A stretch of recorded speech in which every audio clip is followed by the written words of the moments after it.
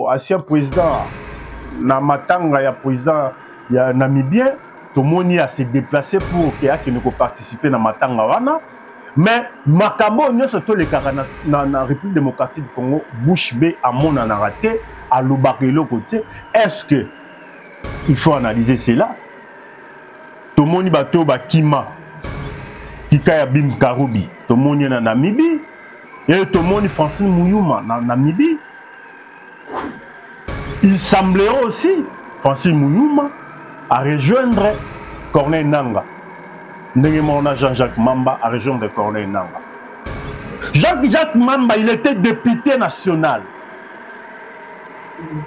Il était député national. Ba Congomani ba votaki Jean-Jacques Mamba pour qu'il soit comme député national. Et Jean-Jacques Mamba, il est allé.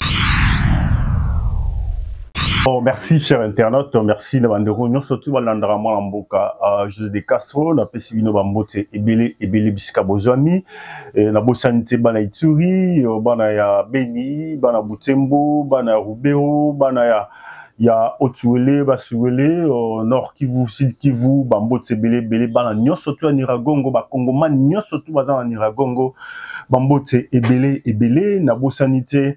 Bakongomani bazana Sake, bazana Ruchuru, bazana Masisi, bazana Bunagana, partout bisika bakongomani bazwami, bambote na bino to bosani binote bisika bozwami et na bosanité na mwana mboka Ricky Patrick Paluku bisika bozwami bambote belé bawazalendo nyonso surtout le général Guidon Bambote et Belé, pourquoi pas aussi Nabaye Farde Seigneur surtout et les généraux Chiko Chitambwe. D'ici Ozali, Bambote et Belé, Nabo Sanité, Mwanamboka, les Yemeyo, le patron de Tindika, Rifin Kisombe, pourquoi pas aussi na Papi Kelly, Nabo Sanité, Papi Atunga, les grands Julois, et aussi na Luka Lucas, na terre Jésus-Christ, Ngambela Ma, na London, Babiso Koti, na Komi London, Mukutane Ngambela Mate. C'est quoi qui n'a pas à London, quoi. Et je pense aussi également à Charles Mbongo contre un bon agent, c'est à Sir Oyebana, vraiment, Rocher Lelo, Ozu Lelo et Ratakate, Charles Mbongo contre un bon, voilà. Bah, Mbotse Ebele, la bonne sanité, Movier, Papi Vantoto, on a à Paris, il y a Papi Vantoto, et ouais, il est bien, c'est-à-dire, Mbotse Ebele. Voilà, Boyebi. Guerre Ozali imposée justement na kati ya la République démocratique du Congo lelo oyo et sengaki mwana mboka Félix Antoine Tshisekedi aya abeta loboko na mesa et aloba pour que les occidentaux oyo bazaki toujours même mise na sima ya guerre ya la République démocratique du Congo lelo tokoyoka ba sanction ko ya lokola mbula est-ce que ba sanction wana eza vrai topé za faux tomoni États-Unis d'Amérique kati coopération militaire avec le Rwanda et puis kota la lisusu kati coopération militaire mais dis-moi Union européenne signer contrat na Rwanda.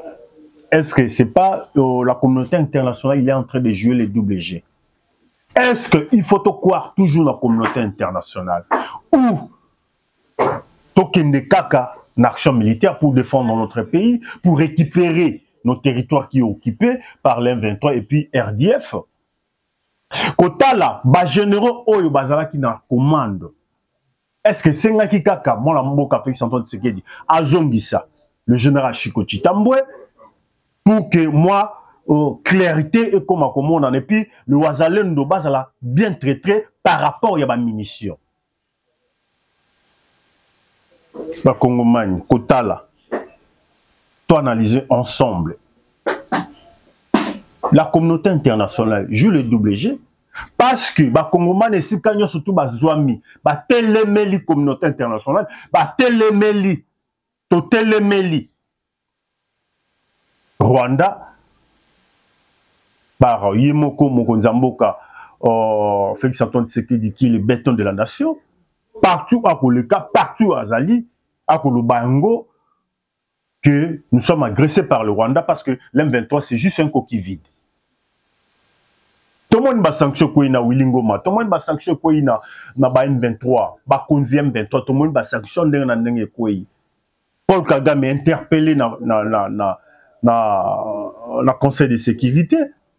Est-ce que tu peux croire na interpellation ya Paul Kagame ou tu peux croire na ba sanction ko tomber ou tu passer toujours na action militaire ndenge to continuer nango à connivence avec le général Chico Chitambwe, avec le Wazalendo et les FARDC, parce que le Oyokotal aussitôt nommé, mais 8 collines déjà récupérées par les FARDC et puis le Wazalendo.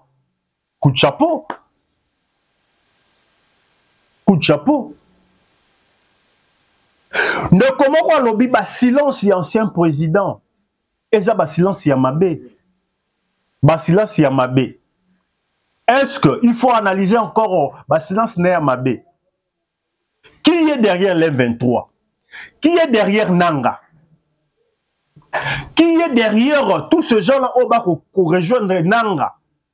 Tout le monde qui est ancien président, Namatanga, ya président, ya Namibien, tout le monde a se déplacé pour qu'il ne participe à Matanga wana. Mais Makabo, nous surtout les cas na République démocratique du Congo, Bouche B à mon raté, à l'Obakelo côté. Est-ce que il faut analyser cela? Tout le monde bateau bakima, Kikaya Bim Karoubi, tout le monde na Namibie, et tout le monde Francine Mouyouma na Namibie.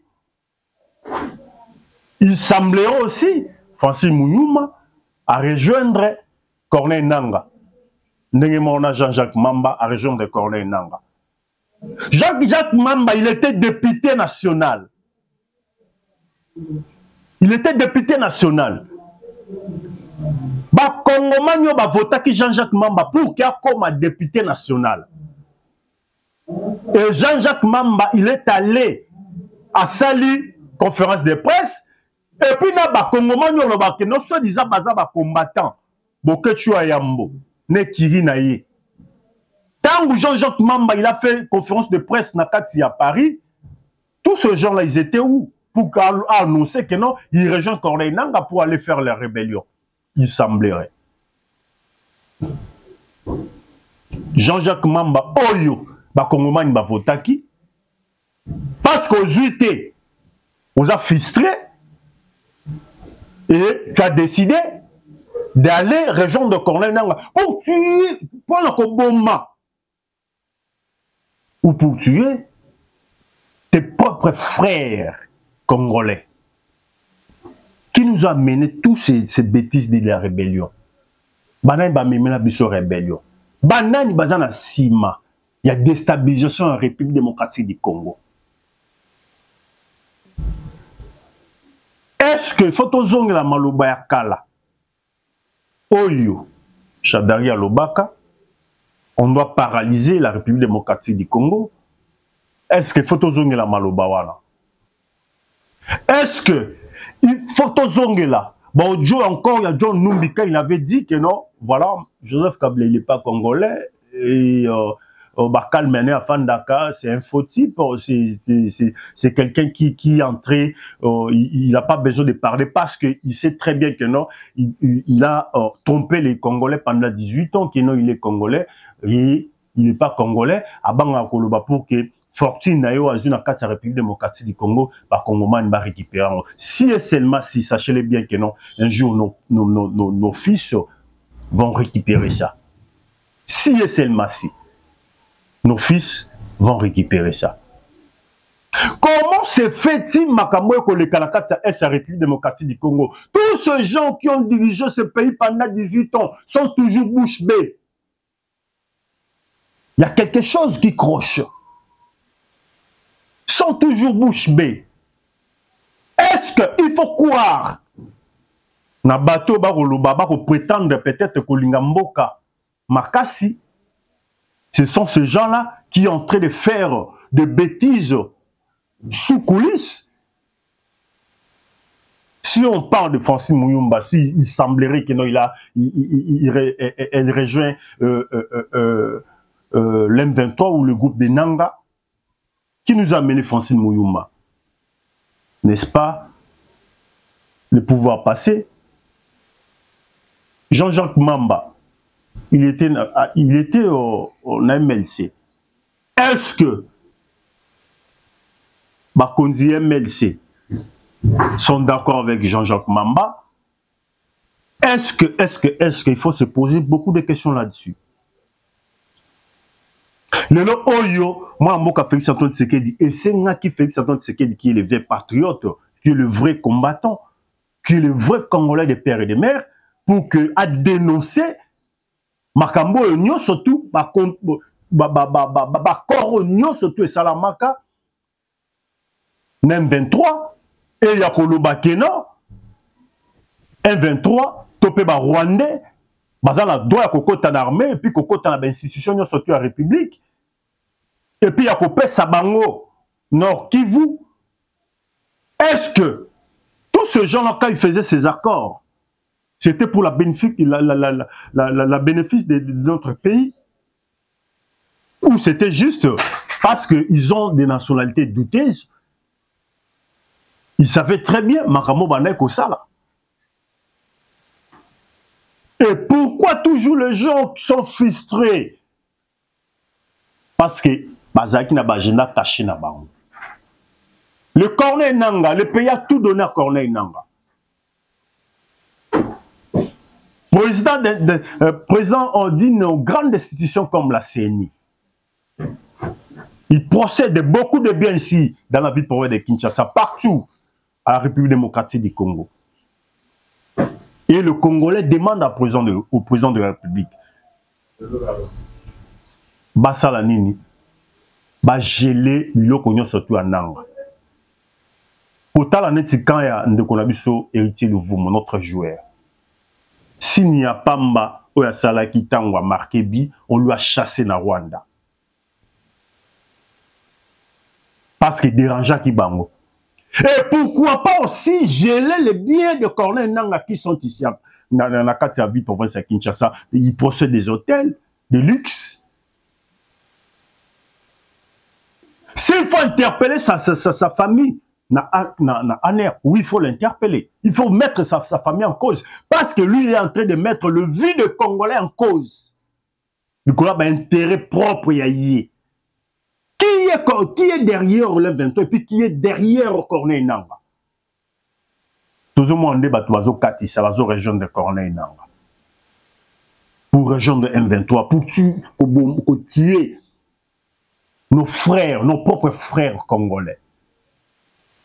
Qui est derrière tout ça?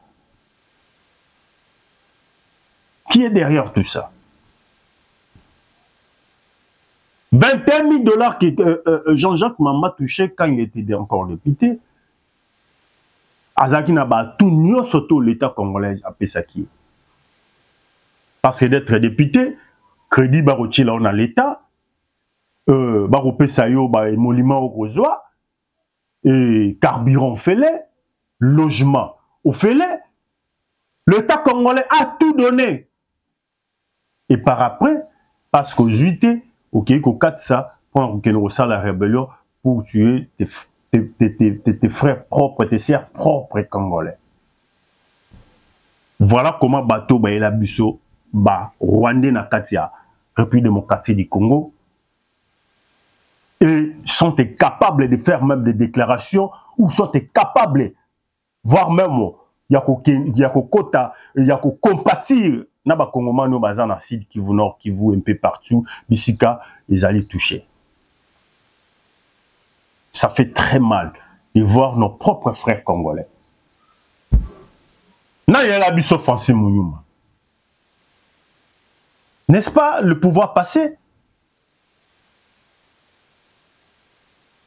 Depuis que Bazawana, depuis guerre il y a M23 et Zongi. On parle au Babassi, ça guerre M23, mais qui a signé des accords? Guerre M23 et Sili. Et puis accord au Bassignaka. N'est-ce pas le Wazalendo qui était là pour donner encore donner encore la force dans Mamadou Ndala pour chasser les M23? Raison pour laquelle et Koza mort ya Mamadou Ndala. Et je rejoins le président de la République quand il avait dit que non, le M23 c'est juste un coquille vide, c'est les Rwandais. Et tant que Mamadou Ndala tchaki ba via ba Rwandais en cause, a chassé ba Rwandais au bayaki pour envahir Mabele na biso ba Kongomani. Et Et les Wazalendo, ils étaient là pour porter les mains fortes na Mamadou Ndala. À l'époque, si je me souviens, c'était des Maï Maï, à l'époque, avant que non l'appellation change. Nous devons prendre conscience, nous les Congolais. Et Kolanda, Tata Cardinal Ambongo, quand il a dit que non, le politicien doit s'aligner derrière le président de la République pour chasser les ennemis.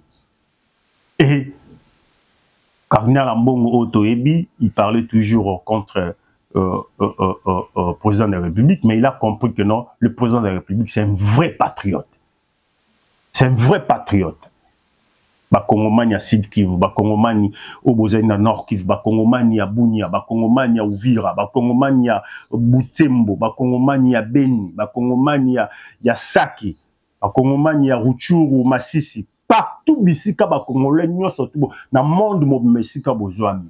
Nous devons prendre conscience et s'aligner derrière le président de la République et s'aligner derrière notre armée et le compatriote Wazalendo pour foutre l'ennemi dehors.